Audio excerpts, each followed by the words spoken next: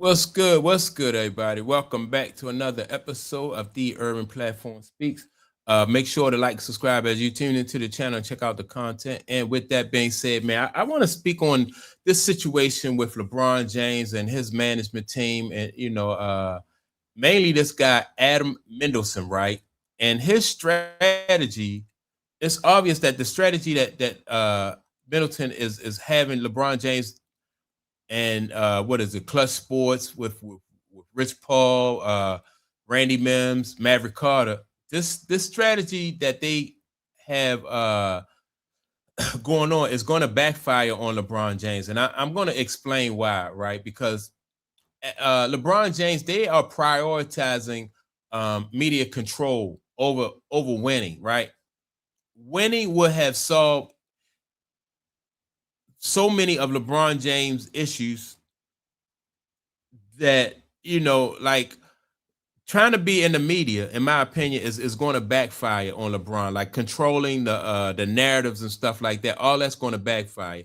The way he should have been going about controlling the narratives throughout his career is on the court. When you look at Mike, Kobe, Bird, Magic, all of those guys, man, they put the work in on the court.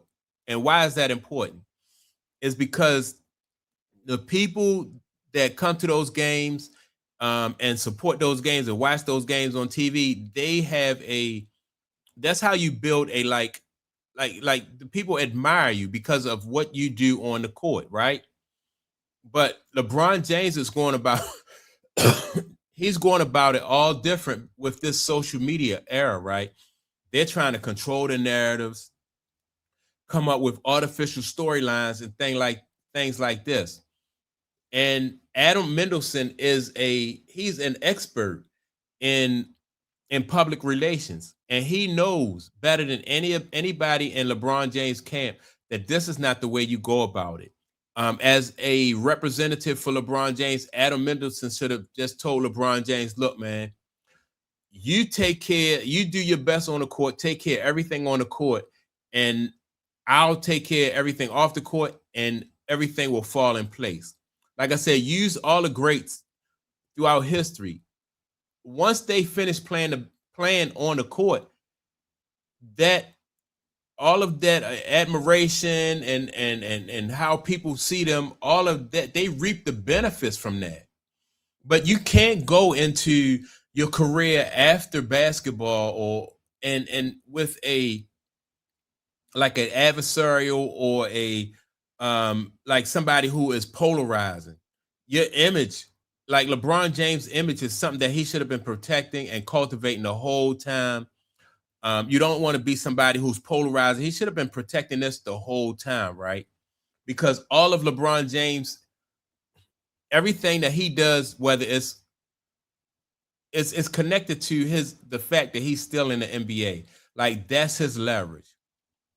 So if that's going to be your leverage, then what leverage do you have once you leave the NBA, right? And so people say, well, LeBron James, he's widely considered the king of business. He's worth multi millions and billions of dollars, right? But the reason why he's worth all that now is because he's still connected to the NBA. Now, once he leaves the NBA don't have to protect LeBron James at all. He don't have any leverage with them. He's not going to be the face of the league. Now, they're going to be transitioning on to Wembanyama or Shea Gilgeous and all that stuff. And so how do you benefit from the NBA is how people see you on the court. Like that Black Mamba that Kobe, like the image, like those fans are fanatical about Kobe Bryant because of the way he played on the court. Michael Jordan still sells shoes and merchandise because of the way he played on the court. People want to be still connected to Michael Jordan because of the way he played. Now, LeBron James don't have that image. He's more polarizing, right? And so people don't buy, they don't buy shoes or merchandise from somebody who's polarizing. No business. They don't support any business like that. You have to have a almost like a boy next door type of image. You know, you got to have that wholesome, almost a wholesome type image, even though these guys are not wholesome, but they are still people because of um because of what they did on the court. They're somebody that you could relate to, somebody that you want to be like. When you think about somebody like Tom Brady, right? Tom Brady is he's not a perfect person, but still Tom Brady is very marketable. He's not somebody who is controversial. He's not polarizing. No business. Like when you think about big businesses, you can't, like, just imagine if Target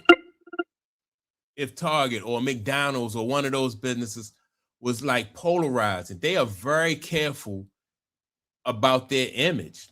They don't, you know what I mean? Because people don't shop and do business with, businesses or people who are polarizing like that. And Todd Mendelsohn has LeBron James, Clutch Sports, all those guys focusing on the wrong thing.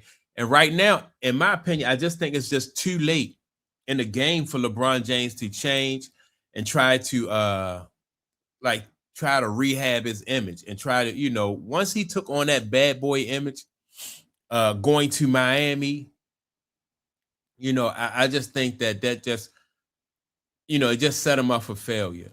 And then once he left Miami, went back to Cleveland, and then he started this campaign. And the reason why I think he started the campaign, that GOAT campaign, I think that hurts him in two ways. Number one, I think he realized that he had to, he had to put himself in a GOAT conversation to make himself and keep himself relevant. But what that basically did, keeping himself relevant, keeping him in the, in a conversation, is it also made him polarized. It made him, a lot of people not like LeBron James. I hear people say that they were fans of LeBron James up until that time. Once LeBron James said that he was the GOAT, and and some other things he started to do after that, then you got Rich Paul joining in on the in on the nonsense and everything. I just think LeBron James is being set up, in my opinion, by this guy, Adam Mendelsohn. If he's a public relations expert, he should know, man, that like LeBron James's image is something that the way to control that is like he had to just put in that work, like what Kobe did, like what Magic did. And your fans, that's your base. That's your, just like being a just like take any music group, somebody like New Edition, right? People have, like nostalgic. They appreciate it. So the people who used to listen to New Edition when they were young and now they're older, those are the same people who go to those New Edition concerts now. They bought the albums and the records, years ago when they were young, and they probably went to the concerts too. And that's like because they have a nostalgic feel for that band. It could be just take any band. It could be Bruce Springsteen, right? Bruce Springsteen is still, he don't come out, he don't need new music, because there is a, he don't have to write a whole nother album, and try to develop a whole new fan base. He had a fan base that he can live off of and feed off for the rest of his life. And LeBron James missed that opportunity to have a fan base where he can, a larger fan base where he can feed off and live off for the rest of his life. This guy, Adam Mendelsohn, got LeBron James like doing podcasts and trying to control the media and the narratives, when the way to control the media and the narrative about yourself is to put that work in on the court. Don't try to put a narrative out there, false narrative, or a narrative that, is going to be controversial and people are going to go back and forth. Michael Jordan learned that early in his career, right? He when he made a statement about Republicans by Jordan's too, right? He Michael Jordan caught a whole lot of backlash for that. And once Michael Jordan, he's ever since then he stayed away from politics, and he basically tried his best to stay away from anything that was controversial, and he managed to do that. That's why, and so when you see, LeBron James, man, it's just too much controversy around him. He had 20 years to build the type of fan base, whereas though he can live off of that for the rest of his career. You be able to market anything to the fan base because those people love you. They love what you did on the court. They love what you stand for. They love what you did in the community. But when you are somebody who's polarizing, somebody who's trying to dictate what the narrative is and control the narrative, that's when people push back, and that makes you polarizing.